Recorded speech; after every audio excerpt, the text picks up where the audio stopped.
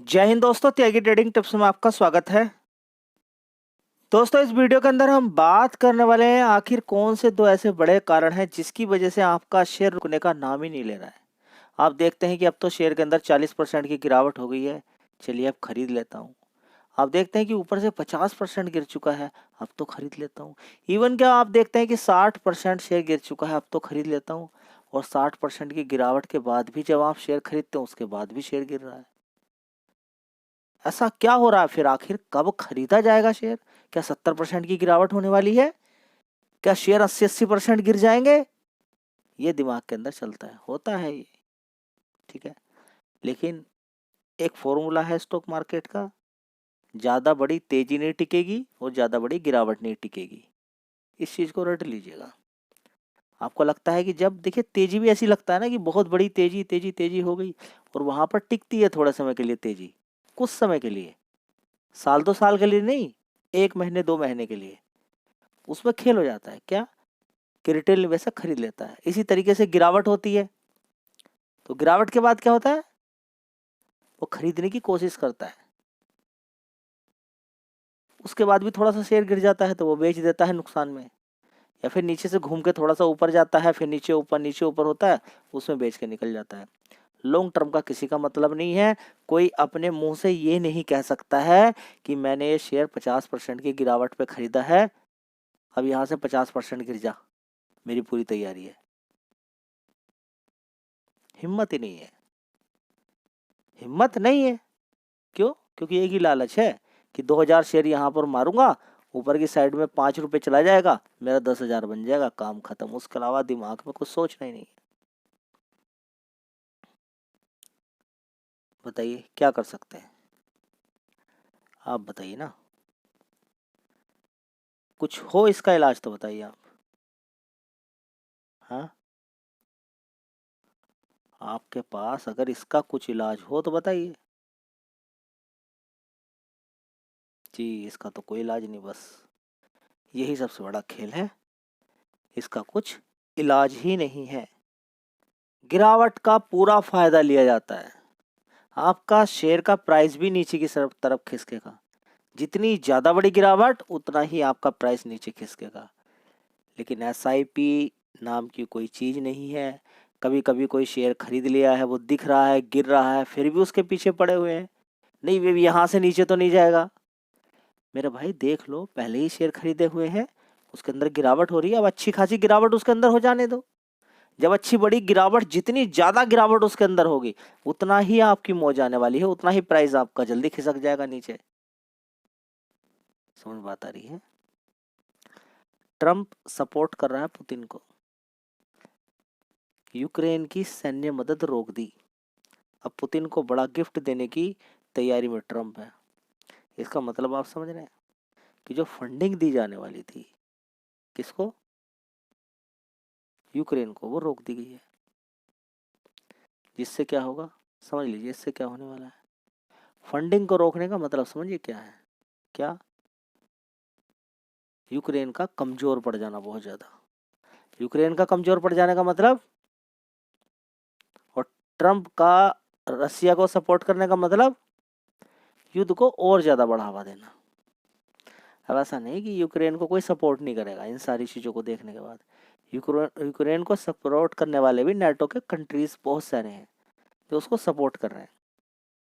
अब युद्ध आगे बढ़ता है तो ग्लोबली अच्छी बात तो होती नहीं है।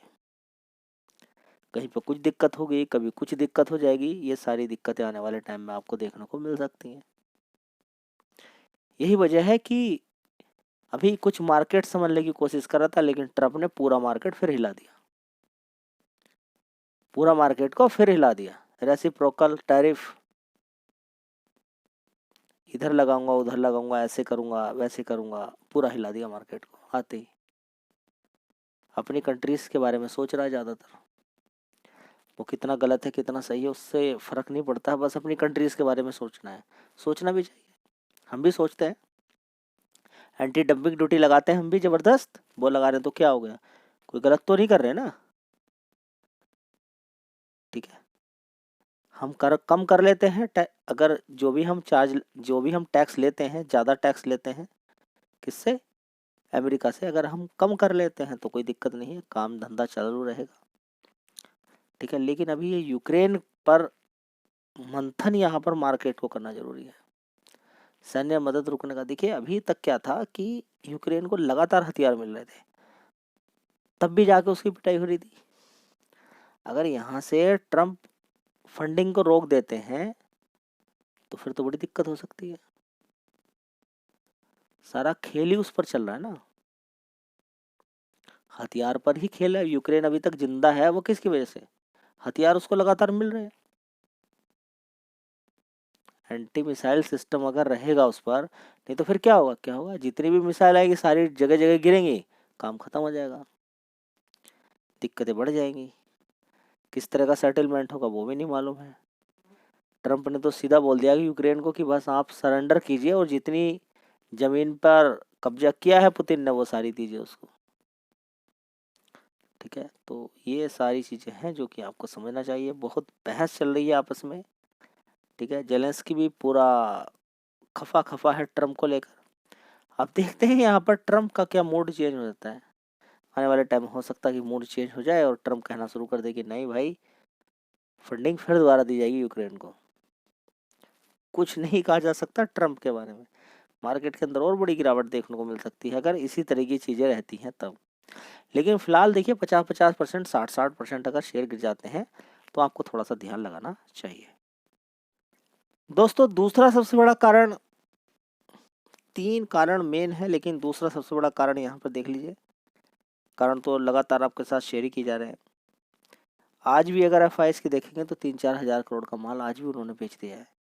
3 तारीख की अगर बात करते हैं तो 4,700 करोड़ का आज भी बेचा है माल। 28 फरवरी को भी बेचा है, 11,000 करोड़ का माल बेचा है। 27 फरवरी को भी 556 करोड़ का माल बेचा। 25 फरवरी को भी 3,000 करोड़ का माल बेचा। 24 फरवरी को 6,000 करोड़ का माल बेचा। इसी तरह से देखिए 3,000 करोड़ का माल बेचा, 3,000, 1,800, 4,700 करोड़ का एक दिन 18 फरवरी को खरीद लिया था। लोगों को लगा बहुत कुछ अच्छा होने वाला नहीं। उसके बाद 3,900 करोड़ का 14 फरवरी को देखिए, 13 फरवरी को देखिए 2,700 करोड़ का माल बेचा। 12 फरवरी को देखिए, ठीक है। इसी तरीके से आप देखते चले जाएंगे नीचे की साइड में, लगातार लगातार ये माल अपना बेच रहे हैं। तो लगातार आप देख सकते हैं, 3 फरवरी देख लें, जनवरी के अंदर देख लें, लगातार आपको ये सारी चीज़ें देखने को मिल जाएगी। मंथ वाइज भी अगर आप देखेंगे, अभी भी मार्च में 4,788, 3,000 इसके अंदर और जोड़ लीजिए, लगभग 7-8 हज़ार करोड़ का भी माल ये बेच चुके हैं अभी भी। फरवरी में देखेंगे 58,000 करोड़ का इन्होंने माल बेचा। जनवरी में 87,000 करोड़ का माल बेचा। दिसंबर में थोड़ी सी राहत थी, नवंबर में थोड़ी सी राहत थी, अक्टूबर में पहले इन्होंने बड़ा खेल कर दिया, ज़्यादातर शेयर्स को नीचे गिरा दिया, लेकिन उस समय भी लोगों का पोर्टफोलियो काफ़ी अच्छा था। कुल मिला के जनवरी तक भी ठीक था, लेकिन ये फरवरी का जो मंथ आया है इसने पूरी लुटिया लुटा दी, लुटिया को डुबो दिया है पूरी तरीके से। रिटेल निवेशक की नाक में दम, परेशान पूरी तरीके से। ये क्या हो गया मेरे साथ, ये क्या हो गया मेरे साथ। रिटेल निवेशक घबरा गया, इतना इतना बड़ा माल बेच कर निकल रहे हैं, ठीक है। तो गिरावट का कारण आपको समझ में आ रहा है। गिरावट का कारण आपका, आप खुद नहीं हो। हाँ, मैंने आपसे क्या बोला कि गिरावट का फायदा लेना सीखिए। देखिए गिरावटें तो अब भी हैं, आगे भी रहेंगी। तेजी अभी हुई है, आगे भी तेजी बनेगी, लेकिन तेजी का तो आसानी से फायदा लिया जा सकता है, लेकिन गिरावटों का कैसे फायदा लें और खुद से कैसे बोलें कि गिरावट हो, उस चीज पर आपको फोकस करना है। चलिए।